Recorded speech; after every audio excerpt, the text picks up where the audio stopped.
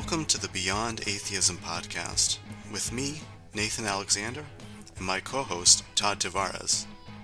Moving beyond questions of God's existence, this podcast asks what atheists should be doing next in a godless world.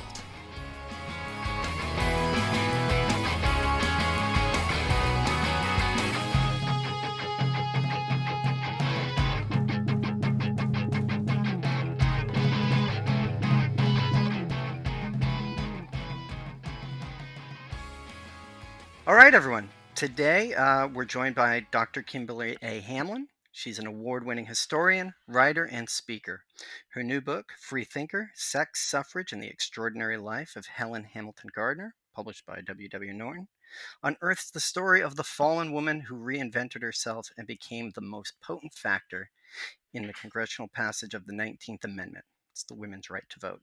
Kimberly currently teaches at Miami University in Oxford, Ohio. Kimberly, welcome to the Beyond Atheism podcast.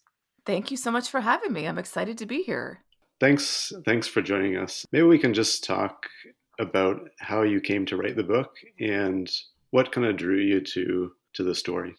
So I first met Helen Hamilton Gardner in the basement of the Perry Castaneda Library at UT Austin when I was working on my dissertation. And I was sitting there in the basement flipping through these pages of, 19th century popular science monthly magazine, because I was looking to see how scientists talked about women and to what extent women were participating in these scientific, mostly evolutionary debates.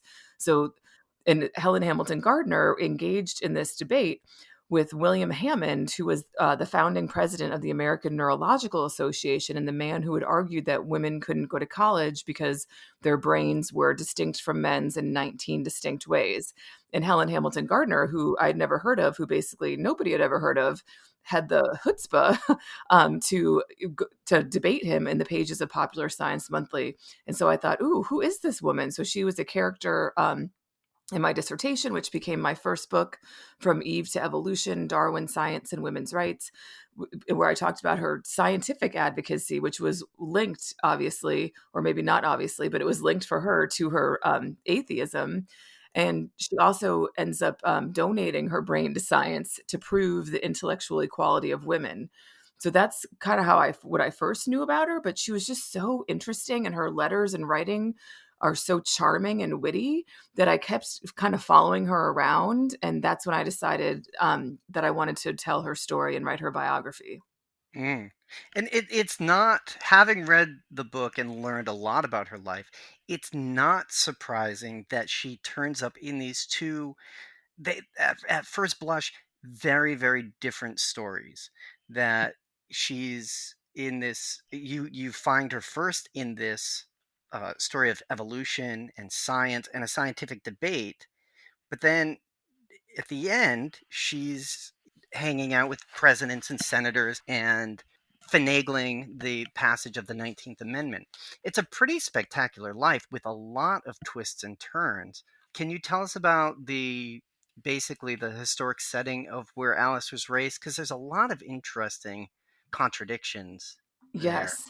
Yes. So she's born Alice Chenoweth in Virginia to a slave-owning Methodist minister. She's the youngest of 7 children, and she's born to this fancy first family of Virginia. But her father, the minister, is conflicted about how can he be a Methodist minister and a slave owner at the same time. So she, like I said, she's born Alice Chenoweth, and I'll tell you when and why she changes her name in a second. But when she was 1, her father moves everyone to D.C. where he could emancipate the people that he held in bondage.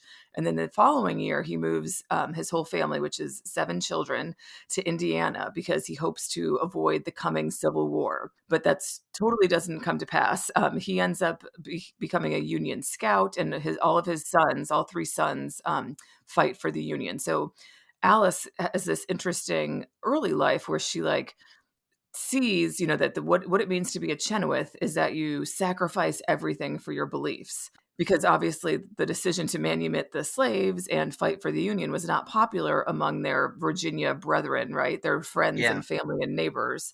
So that's her early story. And her oldest brother, Bernard, was also a free thinker. He had Thomas Paine's Age of Reason in the house. So, like many children of ministers, she and her brother Bernard were drawn to the free thought movement. And that was where she first kind of started reading and thinking about the free thought movement, was through her brother, who also as soon as he was old enough, like at age 18 or 19, he moved to the Kansas Missouri border because he wanted to really engage in the abolition fight.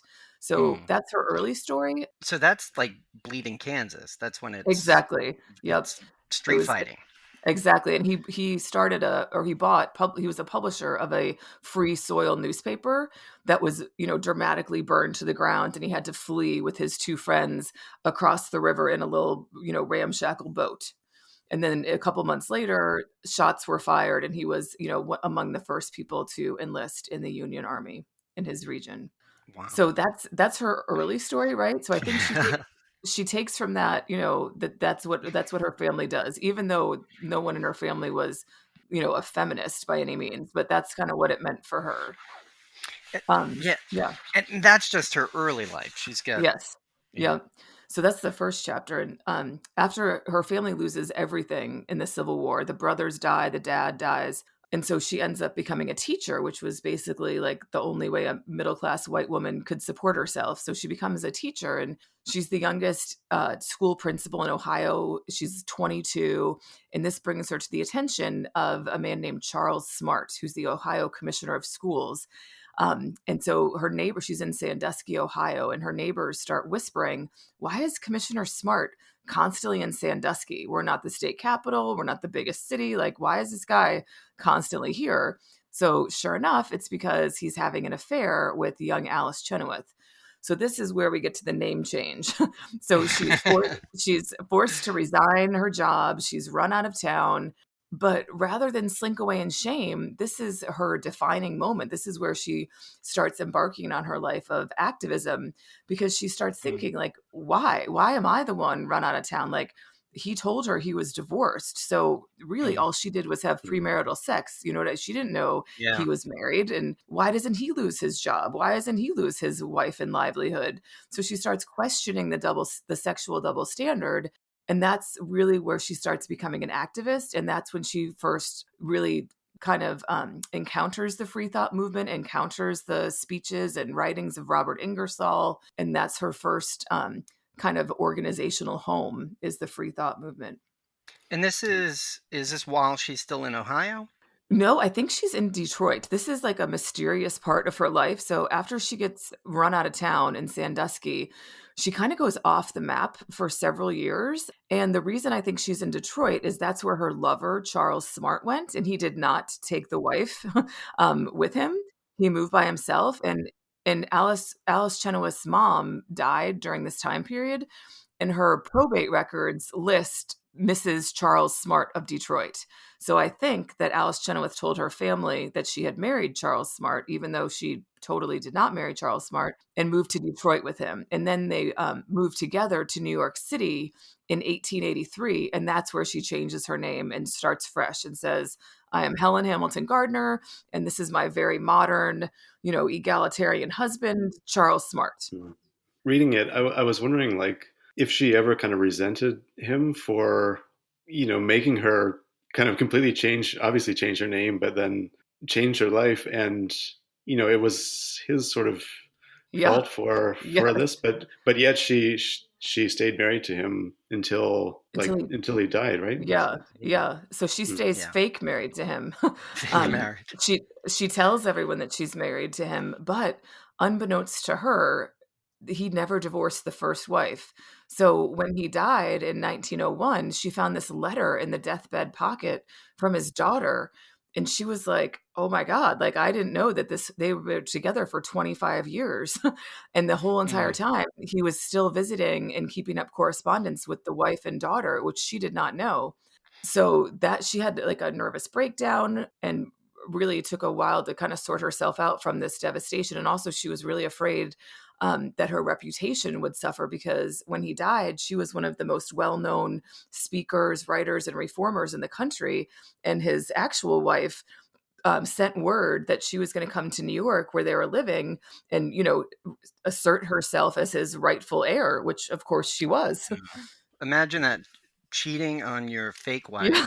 your real wife. Right. Yes, Like that. exactly. And so your question, Nathan, is a good one. Like, did she resent Charles Smart? And she did. I mean, so also I think he had syphilis. Also, Right. he could never keep a job, really. So another unusual thing about their relationship, and another thing that really drew me to her story, and I think makes her so interesting and modern, is that she was essentially the breadwinner. When they lived in Detroit, he, I think, made good money. But once they moved to New York in 1883, he really couldn't keep it together. He was constantly calling in sick to work. He would come home every day for lunch from Broadway to like North Harlem, where they lived. And she was always like, oh my God, like, how is he not going to be fired? Who does this? Who comes home for lunch every Yeah. day? So she was writing and speaking all the time, in part just to keep them afloat.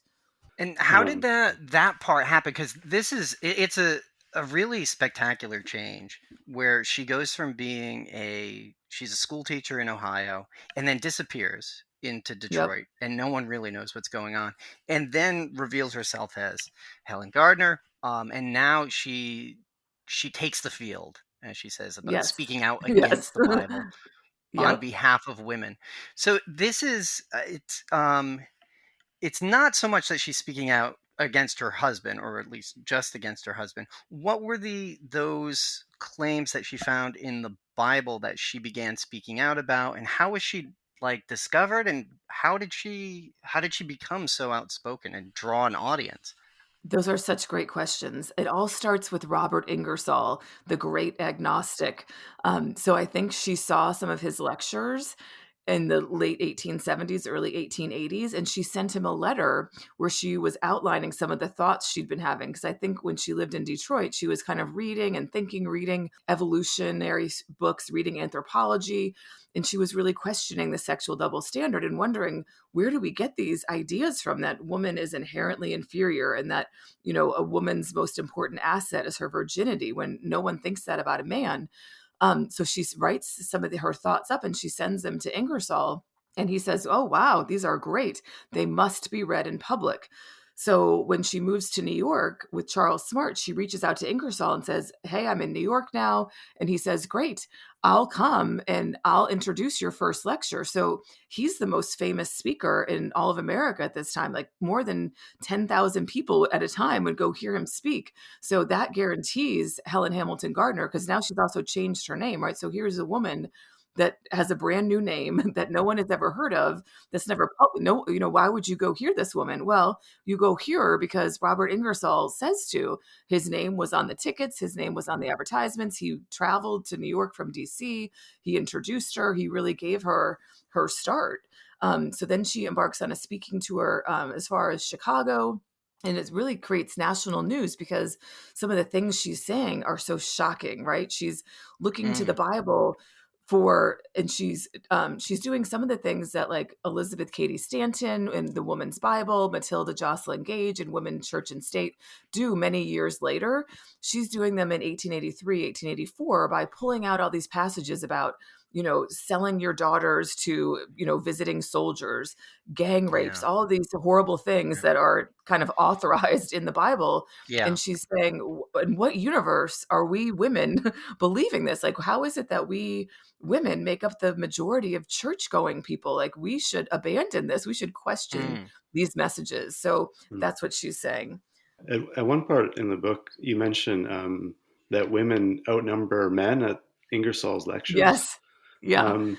Maybe that's surprising. It seems today, I think that men are slightly more inclined to be atheist or agnostic, or identify that way. Yes.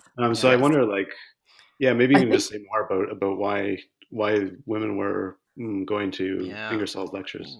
I think within the free thought movement as a whole, it was also more male dominated for sure in the 19th century as well as today. But Ingersoll's lectures were so comforting, I think, to people, especially in the wake of the Civil War, when so many people lost their sons, their husbands, their fathers, their brothers. And they, I think, started questioning this prospect of the afterlife, right? And maybe it's no longer so soothing to think, oh, you'll be reunited in the afterlife. Well, Ingersoll's message was, his catchphrase was, the time to be happy is now. The place to be happy is here. The way to be happy is to make others happy. So we sort of, sanctified life on earth in a way. And I think that message really appealed to people struggling with so much grief. And he also, a lot of his speeches, I almost said sermons, a lot of his secular sermons were about marriage. So he was one of the few speakers who spoke against, tyrannical husbands. And I think that also appealed to women. That's also what appealed to HHG, as I call her for short, about the free thought movement. It was one of the few places where people were openly critiquing the sexual double standard and marriage. Yeah, so it's really the sexual double standard that drives her to. It's weird. Actually, it's not weird at all. It makes perfect sense that these two issues are in perfect harmony for her throughout her career. The sexual double standard, feminism, more broadly understood, political inequality, and the free thought of the time, her agnosticism. That makes total sense. And at first, like when you were talking about where she was, when you discovered Helen, was through this science research, or her as this scientist. When she's first drawn to free thought, one of the things that you point out in the book is that she believes in the liberatory power of science, right? Yes. That once we strip of what we've clearly made up, this biblical stuff, it's nonsense. Woman didn't come from a rib. Right. Once we understand natural scientific fact, once we have these neutral facts, once we use reason, we can overcome all these biblically induced prejudices. Which is something. This is a tendency that still exists in in atheism today, and it still has a problem. What was the reaction that she ran into? So that's basically my whole first book. My first book is about these women, including but not limited to Gardner, who, are so excited to have an alternate to creations, an origin story. They finally are like, thank God we don't have to talk about who said what to whom in the Garden of Eden anymore. Like, we don't want to talk about the rib. We don't want to talk about this anymore. So women, including Gardner and Elizabeth Cady Stanton and others, turn to evolution, and they're so enthusiastic about it. They think, just like you said, the variety and diversity of the animal kingdom, the variety of animal practices, female choice of sexual mates, great. But then they find that at the very same time, the scientific establishment is institutionalizing, really firming its boundaries. So it's, there's a small window in which people like Gardner can publish in magazines like Popular Science Monthly, right? And soon that window is closed. And to be a scientist, in quotes, means, you have to have a university training. You have to belong to a scientific organization. You have to publish peer-reviewed studies in peer-reviewed journals. All of these things, of course, exclude women. So Gardner exists kind of in this small window where she could participate in science a little bit. And she received a mixed kind of reaction. So among women and feminists in particular, she's cheered. This is what, really draws her attention, draws her to the attention of Elizabeth Cady Stanton. They become best friends. Stanton starts inviting her to give talks at women's rights meetings because of her scientific work. And male scientists, like the one that she took on, Hammond, the one who had said about women's brains being inferior, he dismisses her and just, makes fun of her. He says she has a feminine proclivity for using italics and exclamation points. And, she's such a fool. Obviously, no one can take her seriously. But at the same time, she also befriends scientists that, to our modern perspective, are even better than Hammond. Hammond's an earlier tradition. He doesn't have brains really that he studies with fancy microscopes or techniques. So she befriends this newer generation of scientists like Edward Spitzka and his son, also named Edward Spitzka. And they become kind of the next generation of leading brain scientists. And even though they are not feminists, they are what we would consider impartial scientists, right? Mm. They don't Mhm. they don't say women's brains are inherently unequal because they don't think women should vote. They look at brains and see, what do the brains tell us?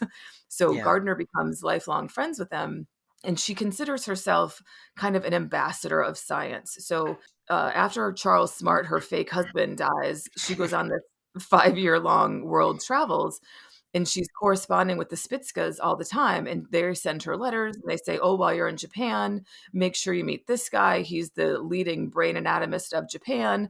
Oh, while you're in Paris, go meet this guy. He's the leading brain anatomist in Paris. So she very much sees herself as a participant in science, even though she's Yeah. not a university trained scientist.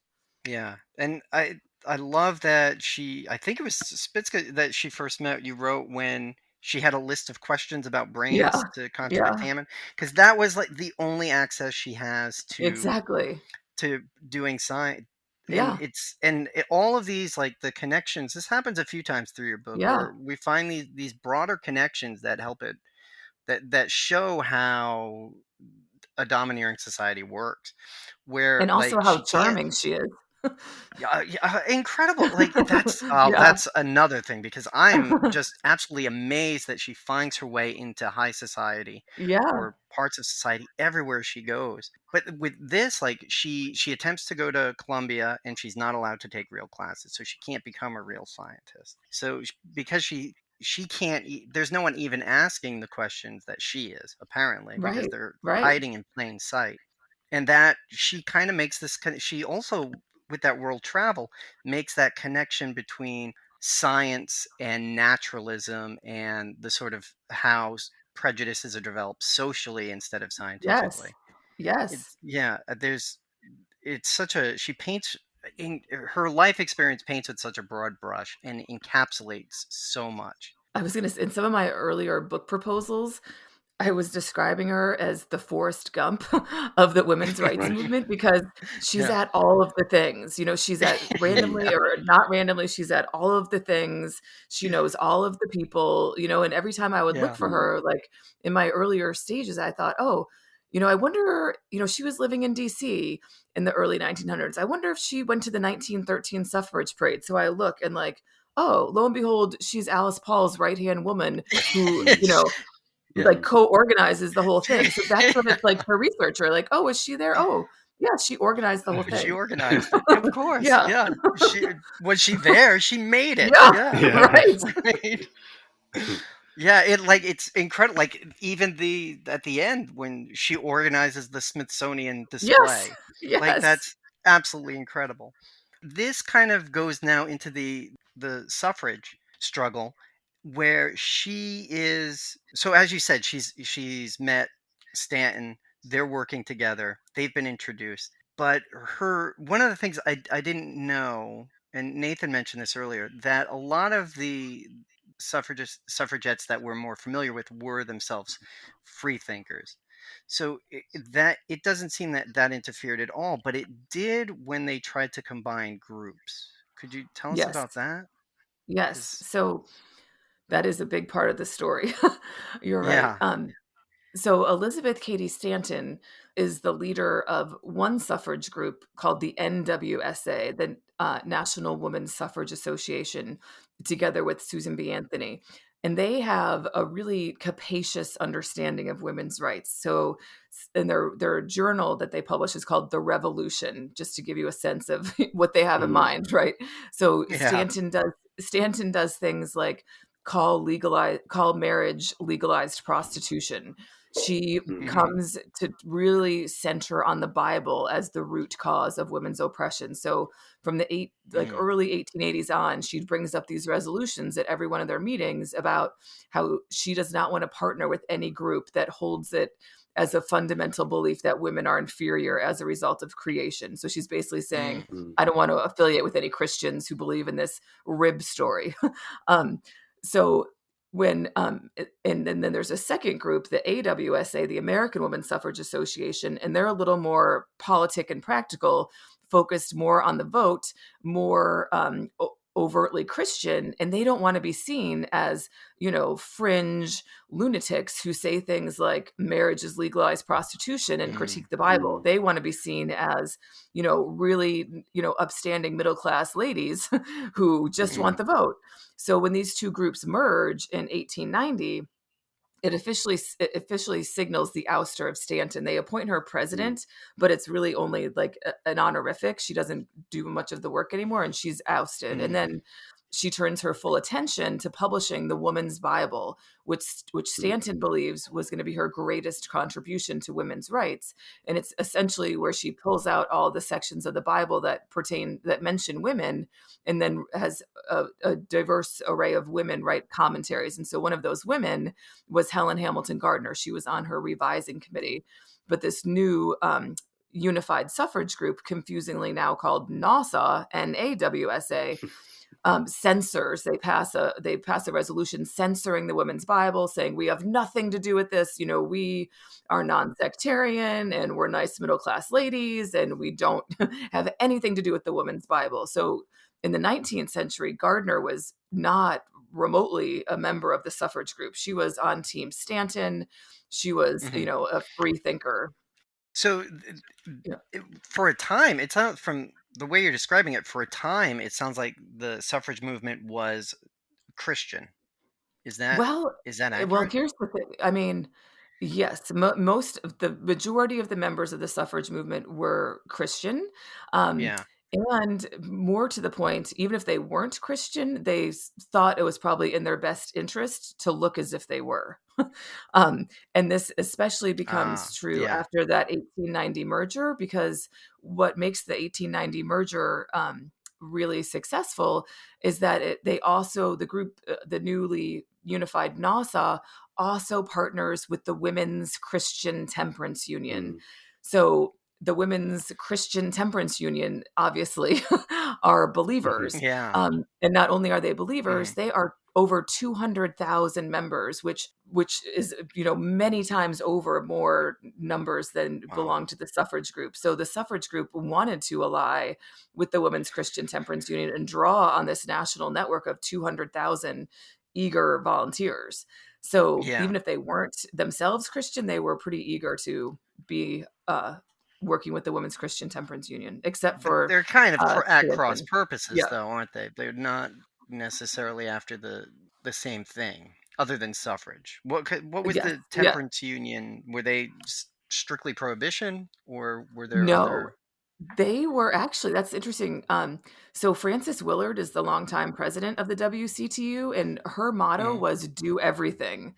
So they at first were not that into the vote. What they supported was what they called home protection. So actually, in some ways, the WCTU in the 19th century anyway was a little more radical than than some of the suffragists. And so they worked on things like raising the age of sexual consent for girls. So in the 1890s, Helen Hamilton Gardner partners with the WCTU, even though she has nothing in common with them, ideologically, because they had common cause in raising the age of sexual consent, which at the time was 12 or younger in 38 states. And that isn't in Delaware. It was 7, but that's the crusade that makes, that's the crusade that makes the WCTU members into suffragists, because then they are like, oh my God, we need the vote. We cannot trust these male legislators to do anything. On a personal level, for Gardner, did her free thought hinder her lobbying in any way? I mean, like Todd mentioned earlier about how she's corresponding and in fairly regular contact with Woodrow Wilson and many another big minister's shots. son. Right. But she in fairly close contact with senators and so on. Yeah, I mean, did she have to kind of hide her irreligious views at all? She did not hide them, but neither did she trumpet them. So, and what was, what the common denominator is that, she has such a knack for writing these charming letters, for making allies of powerful men. So she does it with Ingersoll, she does it with Spitzka, and she basically does the same thing with Woodrow Wilson and his staff. So that's the common theme. They're different groups of, powerful men, but she has her same kind of skill set.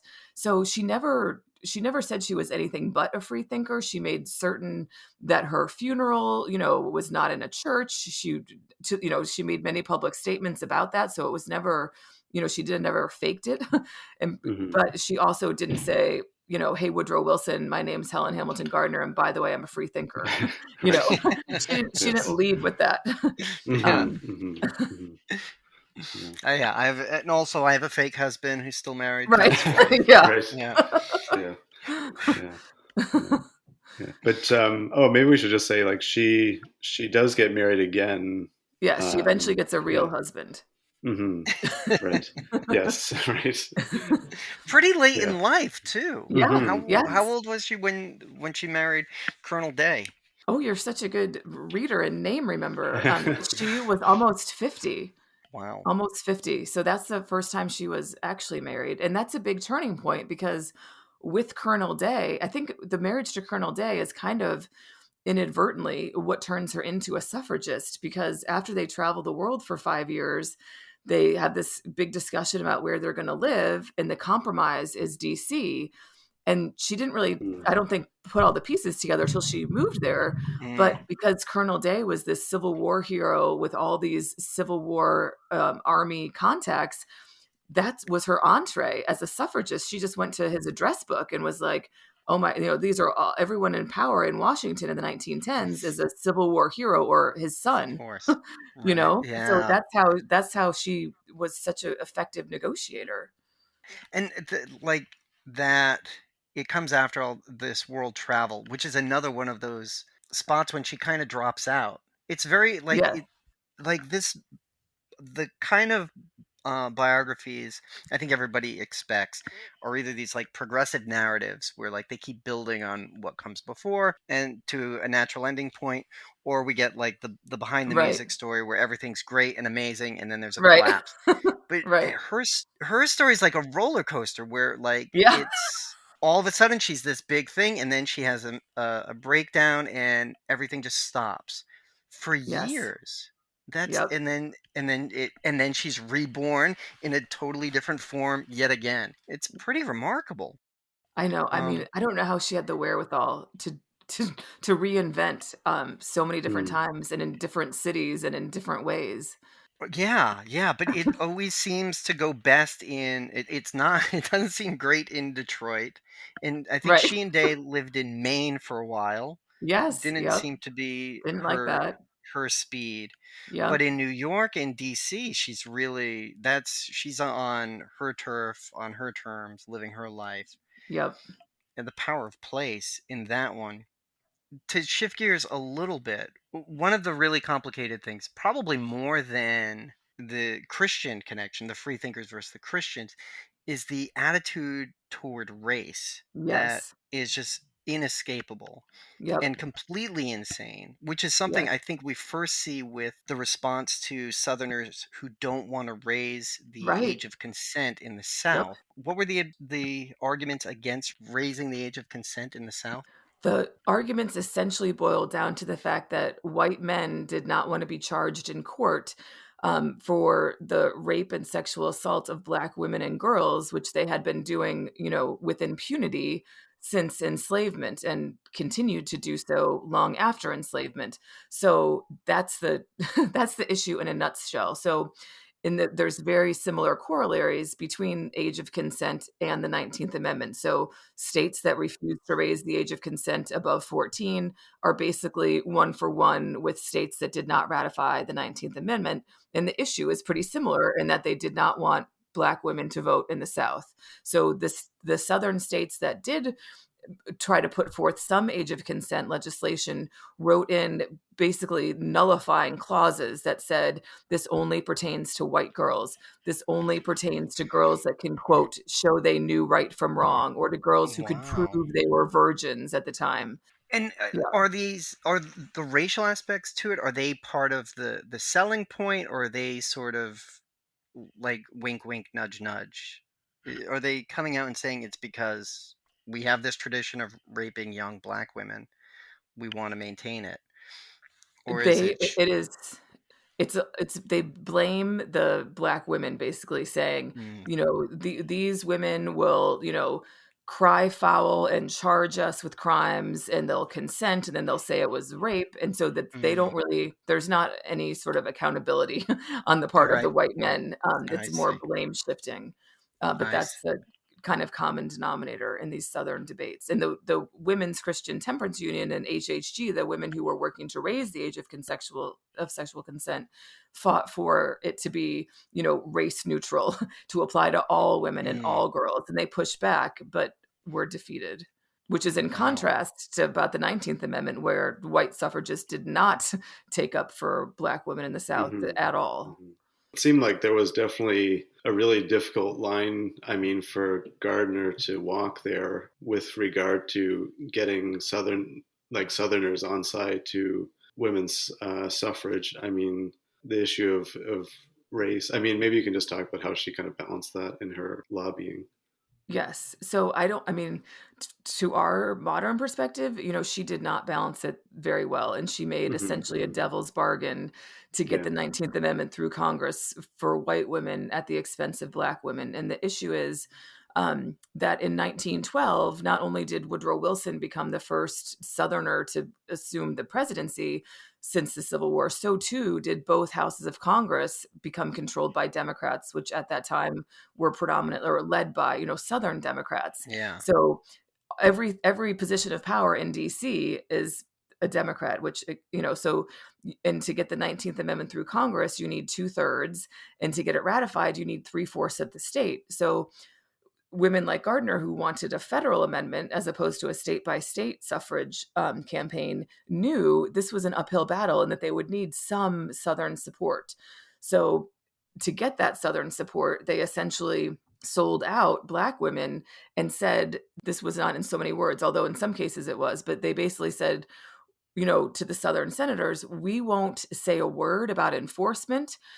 We know that you've never upheld the 15th Amendment, which on paper enfranchises Black men. We know that you've disenfranchised Black men with poll taxes, literacy tests, outright violence, and intimidation. You just keep doing that exact same thing, but now you can do it to Black women too, and know that we won't say a word. And that's basically what happened. And instead, you'll get more white women. Exactly. Yeah. Exactly. And because some of the people who are voting on this are themselves former Confederates. Well, at the time, most of the former Confederates are dying off, but like their sons, their nephews. So John Sharp Williams, like one of the biggest kind of aha letters I came across in my research was from John Sharp Williams, senator from Mississippi. So he was born in the 1850s, I believe, like Gardner. He was a contemporary of Gardner's, and he was orphaned as a result of the Civil War. So he didn't fight in the Civil War, but he very much considered that, the kind of central moment in his life, right? Very formative. Very formative. And so Gardner was good friends with him, which is because of the husband. The husband, in a strange Forrest Gumpy twist, Gardner's husband, Colonel Day, was the Union Army officer charged with guarding the cell of Confederate President Jefferson Davis. And because he was nice to Jefferson Davis and he brought him a rocking chair so he could read his books, Confederates also liked Gardner's husband because Jefferson Davis's widow, Verena, wrote about it in her memoir and was like, oh, this one Union guy was nice.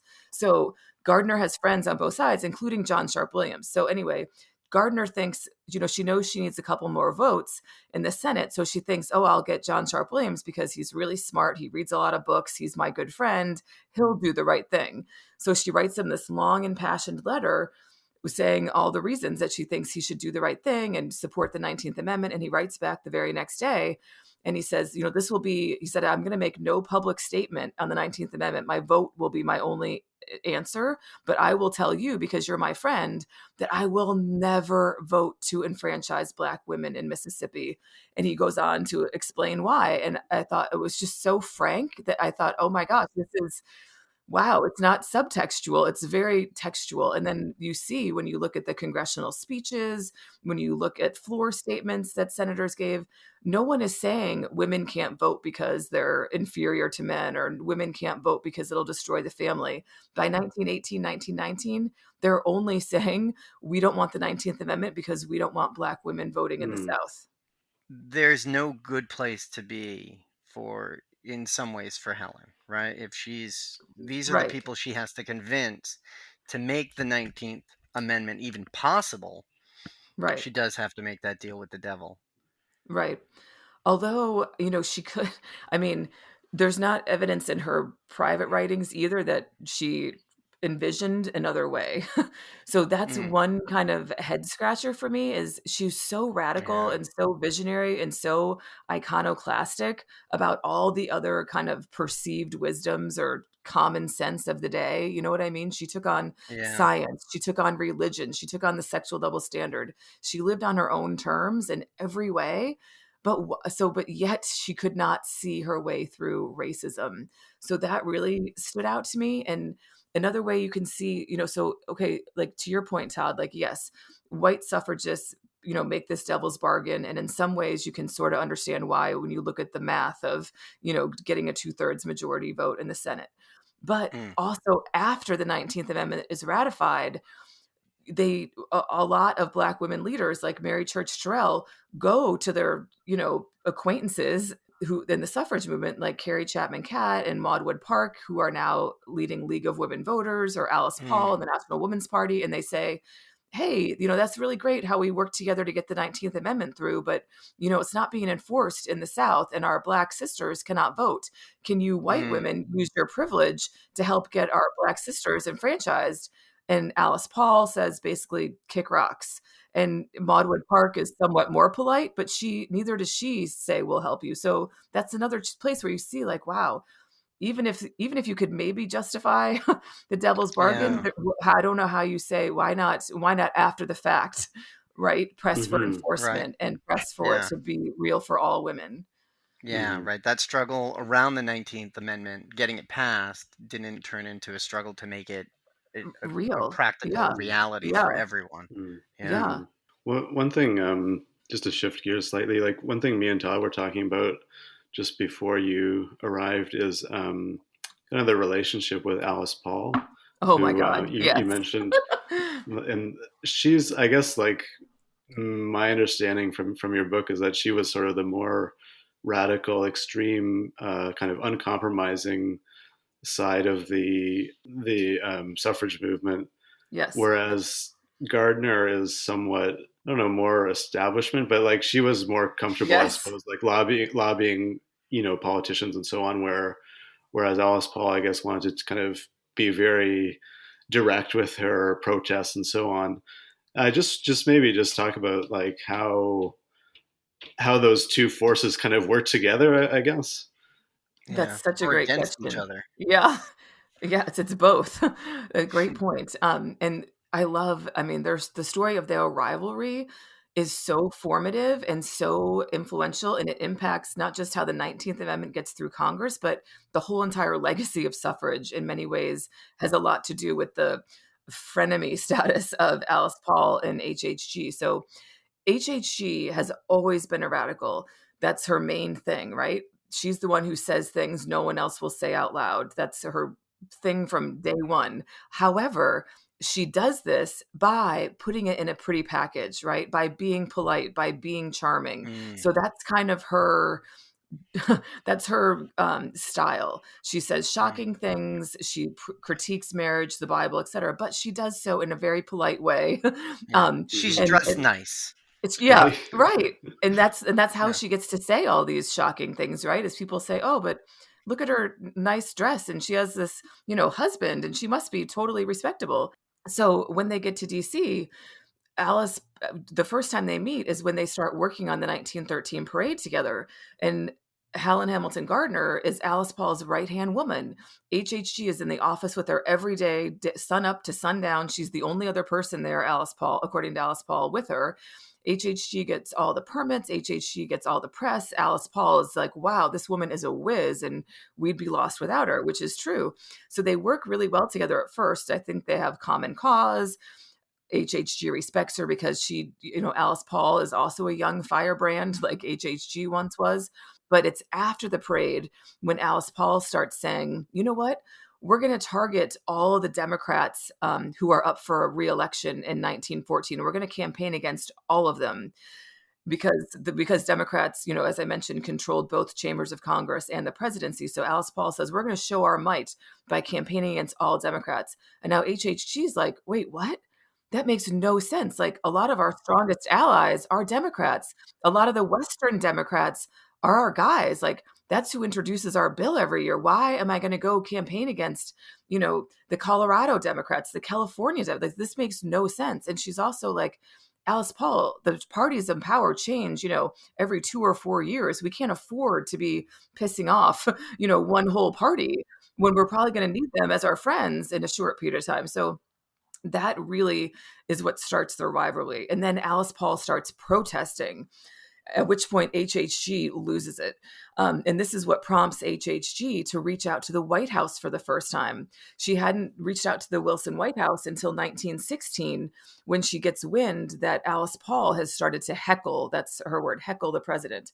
So she writes to the White House and she writes Wilson's chief of staff, this guy named Tumulty.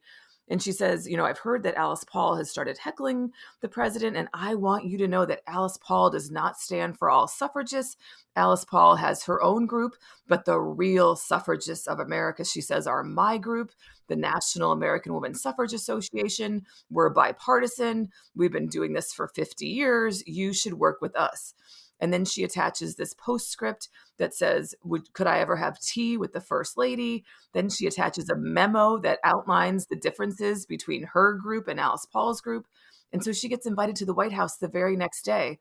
And from there on in, yeah, it's amazing. And then she's a regular feature at the White House from that moment forward. But it's that rivalry because she makes common cause with Wilson over their shared hatred of Alice Paul. Right. That's what gets her in the door. Right. So do you think it was like, it was good for HHG to have Alice Paul there as sort of a foil for her. Exactly. Exactly. Woodrow Wilson probably never would have responded, but he knew he had to meet with some suffragists, and he knew that he definitely hated Alice Paul, and he did not want to meet with her. So he was very happy to meet with HHG, but this galled Alice Paul until her last breath.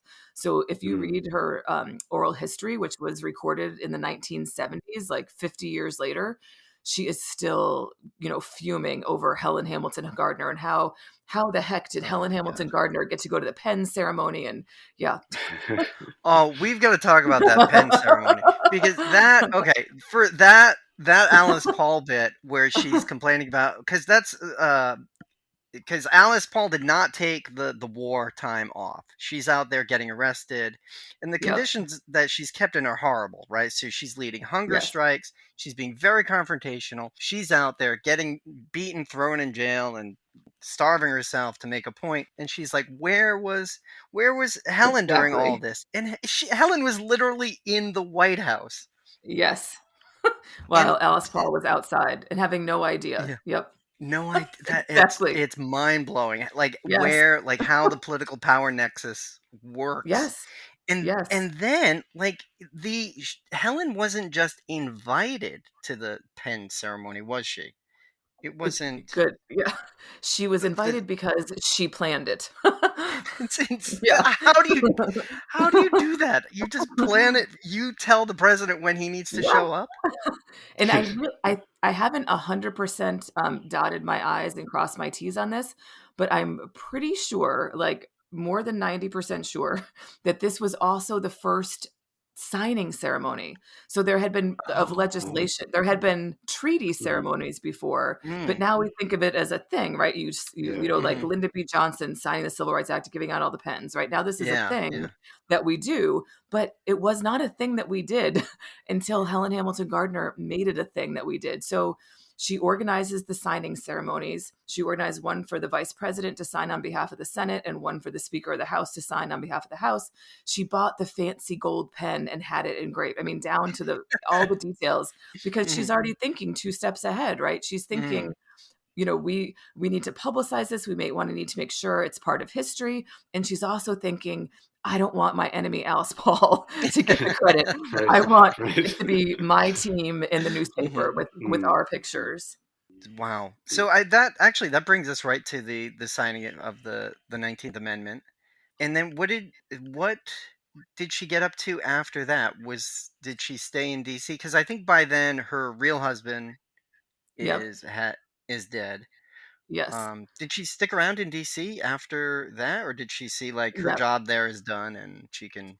No, actually, this Move I on. think becomes a really kind of her favorite chapter of her life, of many interesting chapters. So the husband dies in 1918, in December 1918. So then she, keeps working full steam ahead for the 19th Amendment. And then after the congressional passage, she becomes essentially Nassau's like one woman office in DC, kind of keeping all the pressure up on ratification. And then the best thing that has ever happened to her happens, which is that Woodrow Wilson appointed her to the United States Civil Service Commission. They had one of 3 commissioners overseeing nearly 700,000 federal employees. And this Wow. makes her the highest ranking woman ever to that date in federal government, and a national symbol of what it means for women, at least white women, to be full citizens. So she's on the front pages of papers across the country. People are cheering her selection because Wilson knew that it wasn't enough to enfranchise women. He had to send a signal that women were now part of the nation's affairs. So he did this by appointing Gardner. So she, of all the suffragists, right, she gets this plum appointment. And she loved it. She had her young niece and namesake live with her. Another cousin lived with her. She had a driver. She had a Cadillac at her disposal at the office. Then she bought her own car that the nephew drove her around town in. She bought her friends fancy clothes. She put the namesake great niece through college. I mean, she went to the theater all the time. She loved it. But personally and professionally, what she did was, as a civil service commissioner, she worked to eradicate many of the barriers still facing women, such as prohibitions against married women working. That was one of her signature causes. And then kind of in her volunteer life, she devoted herself to keeping the memory of the suffrage movement alive, to making sure stories were told, names were told. So that's why when she had the pen, she immediately sent it to the Smithsonian and began lobbying for an exhibition about the women's rights movement at the Smithsonian, so that our nation would remember what she basically said, our founding mothers, our Jefferson, our Washington. Wow. Yeah, it's interesting how she was very conscious about like sort of shaping the history and then shaping her role in it as well. Just sort of, I guess, to draw things to the close. I mean, maybe you can talk about her brain. What happens to her brain? Oh yeah. Yeah. Yes. And if you post pictures to accompany this, I will send you a picture of her brain in a jar, or the selfie I took of myself next to it. Oh, fantastic. So Gardner, as much as she's interested in preserving the legacy of the women's rights movement, she's not that interested in preserving her own legacy. Why do I say that? Well, because in her will, she decrees that all of her papers be destroyed. And that, I think, is because she had this scandalous personal life, right? She managed her whole life to keep the fact that she's a fallen woman secret. She harbors that her whole life. She harbors the secret of the fake husband her whole life. So she wants all of her papers destroyed, which also means she gets written out of history, right? When this first generation of suffrage books come out, HHG is not in them. But what she does want to be her legacy is her brain. So she goes to great lengths to make sure that her brain is taken out of her body and immediately sent to Cornell, which had the nation's kind of premier brain collection. It's called the Burt Wilder Brain Collection. She writes to the president of Cornell. She writes to the doctor. She consults 2 different lawyers because she's concerned that to date, the brains of great men had been studied, and then they made proclamations about what men's brains were like.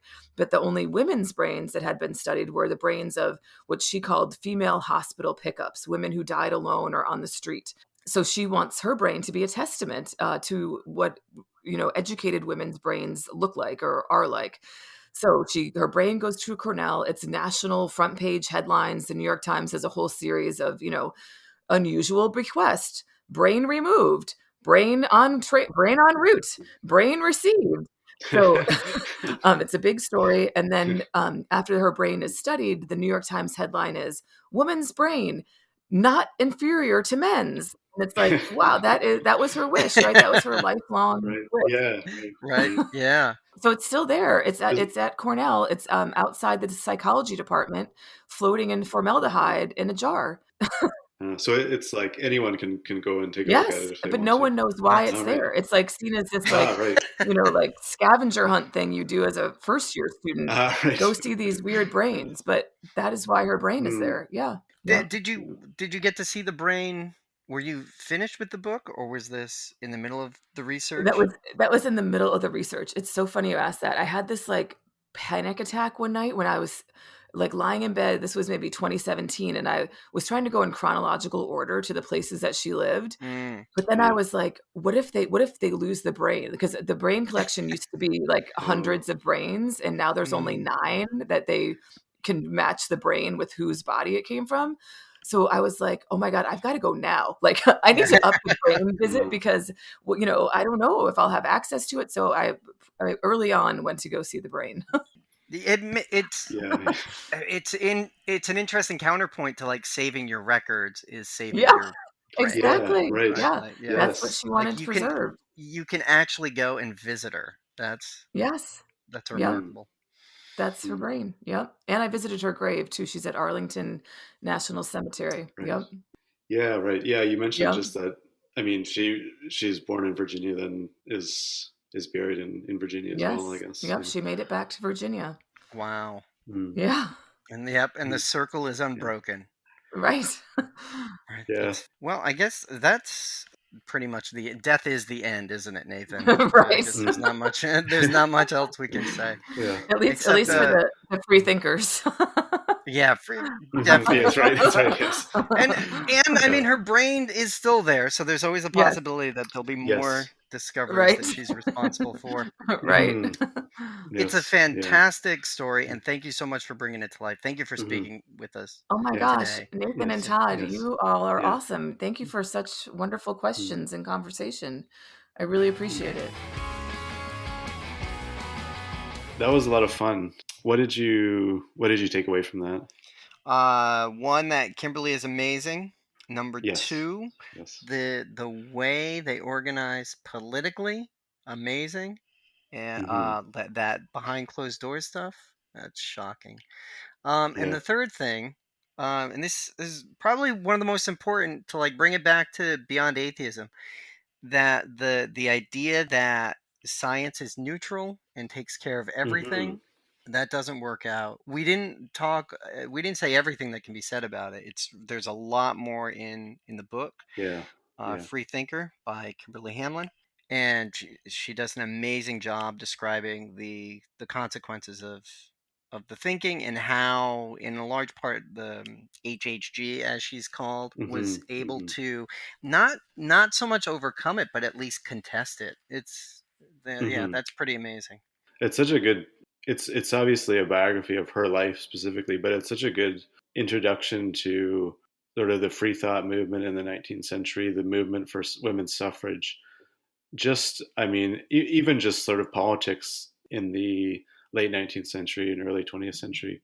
I mean, it's, like you say, like the kind of the political lobbying and stuff going on in the 1910s as the push for the 19th Amendment was going on. Like, it's really fascinating to read about.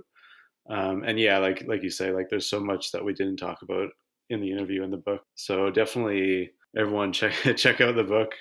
And totally. And it's something, especially because her activism, her political awakening begins with agnosticism, with her rejection of God.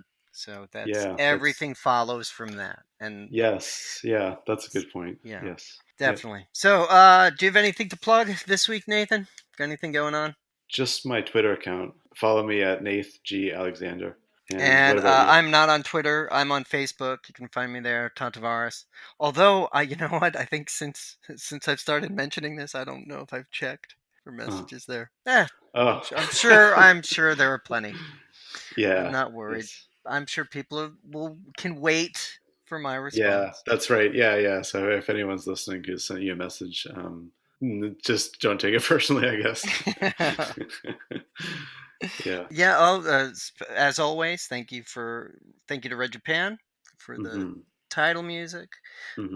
Nathan Alexander's book is also available in bookstores. Check that one out. What's Yes. the name of that book, Nathan Alexander? Race in a Godless World: Atheism, Race, and Civilization from 1850 to 1914. Yep. Fantastic. So if you get Hmm. one book this week, you get Free Thinker. If you get two Yes. books this If you get week, two, yes. get Nathan Make it Alexander's. make it mine as well. Yeah. Oh, right. And I guess we should say to subscribe or follow or whatever Yep.